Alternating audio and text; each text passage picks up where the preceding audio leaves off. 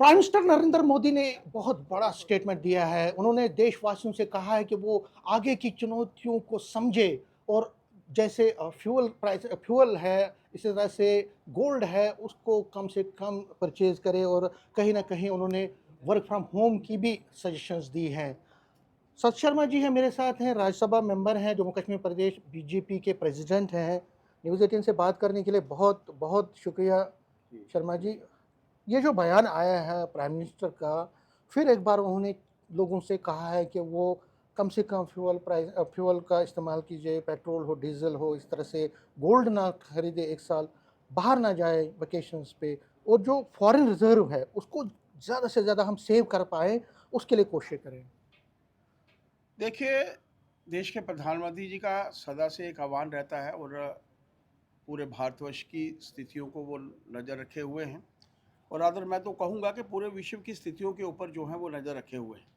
ऐसे समय में ज़रूरत भी है और आज के संदर्भ में जब हम लोग देखते हैं कि 2 बड़े देशों के बीच में युद्ध हो रहा है और लगभग आस-पास के सभी देश जो हैं उसमें संलिप्त हैं। ऐसे समय में उनके माध्यम से ये बयान देना और हम सब जानते हैं कि जो ऑयल्स हैं उनको मद्देनज़र हम अगर हम लोग रखें तो स्थिति थोड़ी-सी डिफरेंट है। आज के संदर्भ में ये उनके माध्यम से ये सही बयान है कि हम लोगों को बाहर नहीं जाना चाहिए। जितना मैक्सिमम हम वर्क एट होम कर सकते हैं या एक समय ऐसा भी था कि जब हम लोग 5-5 6-6 लोग जो थे वो एक ही व्हीकल में जो जाते थे और ऐसे समय में और उनके माध्यम से एक आह्वान जो पूरे देश भर में आया है, सोना नहीं खरीदना 1 और साल का। ऑयल का जो है कम से कम इस्तेमाल करना। मैं तो रादर आज से ही देश के प्रधानमंत्री जी के आह्वान के बाद हम लोग 3-4 गाड़ियों में चलते हैं, स्टाफ चलता है, हम लोग उसमें से आधी गाड़ियाँ जो हैं हम लोग कम करेंगे और कोशिश करेंगे कि एक ही गाड़ी में हम लोग जो हैं वो जा सकें। मेरी अपने विधायकों से भी यही प्रार्थना रहेगी। इस आह्वान के बाद मानकर चलिए कि देश में जो 140 करोड़ जनता है, वो देश के प्रधानमंत्री जी के साथ खड़ी है। अगर विश्व में भी उनका आह्वान ऐसा आता है, तो मानकर चलिए विश्व में जितने भी देश हैं, वहाँ पर रहने वाले मेजॉरिटी जो नागरिक हैं, देश के प्रधानमंत्री जी के आह्वान को जो है, वो मानेंगे। क्या लगता है आपको जो ये उन्होंने एक मैसेज दी है और अब ग्रुप ऑफ मिनिस्टर्स की भी मीटिंग चल रही है, कई बड़े फैसले भी लिए जा सकते हैं, तो क्या आपको लगता है कि हमें तैयार रहना चाहिए जिस तरह कोविड के ज़माने में हम तैयार थे, इस तरह? देखिए, कोविड का समय भी हम लोगों ने देखा है और देश के प्रधानमंत्री जी के कहे मुताबिक ही अगर हम लोगों ने उस वक़्त एक्ट किया है, तो परिस्थितियाँ में सुधार हुआ और एक अच्छा वातावरण हम सबको देखने को मिला। हम लोग तो और ख़ास तौर पर पूरे विश्व भर में देश जो थे एक्सपेक्ट कर रहे थे, वहाँ बाहर के देश के लोग एक्सपेक्ट कर रहे थे कि यहाँ पर करोड़ों की संख्या में लोग मारे जाएँगे, यहाँ की जनसंख्या के मुताबिक। लेकिन प्रधानमंत्री जी के आह्वान के बाद जिस तरीके से लोगों ने एक्ट किया और वैक्सीनेशन की डेवलपमेंट हुई, प्रधानमंत्री जी लगातार से इस विषय की तरफ काम करने को तो अग्रसर हैं, इसमें कोई दो राय नहीं। लेकिन उनके आह्वान के बाद मानकर चलिए कि वातावरण जो है अच्छा होगा, पूरा देश उनके साथ जो है लेकिन वो कांग्रेस खड़ा है। कहीं न कहीं कह रही है कि देखिए आप चुनाव के लिए वेट कर रहे थे, चुनाव खत्म हो गए तो अब आपको याद पड़ गया। आपने पहले क्यों नहीं बड़े डिसीज़न लिए? क्योंकि युद्ध तो कई महीनों से चल रहा है। देखिए, परिस्थितियाँ कल की और आज की परिस्थितियों में फ़र्क है। कल परिस्थितियाँ कुछ और थी, आज परिस्थितियाँ कुछ और हैं। आज के वातावरण में जिस तरीके से युद्ध लगातार से चल रहा है, पहले लगता नहीं था।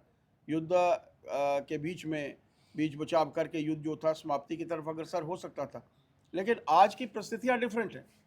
तब की परिस्थितियाँ जो थी वो डिफरेंट थी और आज की परिस्थितियों को मद्देनज़र रखते हुए प्रधानमंत्री जी का जो एक आह्वान है, मैं तो पूरी देश भर की जनता से अपील करूँगा, अपने जितने भी मेरे नेतागण हैं इनसे भी अपील करूँगा कि जो प्रधानमंत्री जी के माध्यम से कहा गया है, उनका पालन हम लोग सर अवश्य 2 करें। सवाल और लूँगा।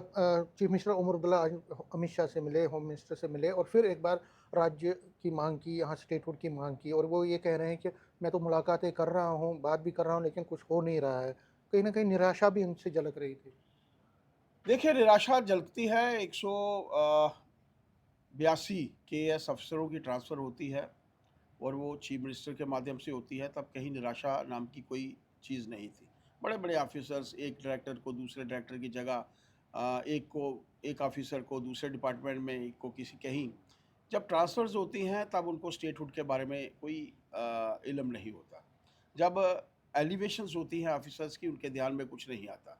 जब कार्य उनके माध्यम से किए जाने होते हैं, जब डेवलपमेंट के कार्य, और कितने कार्य, कितने मंत्री यहाँ पर आ रहे हैं, डेवलपमेंट हो रही है।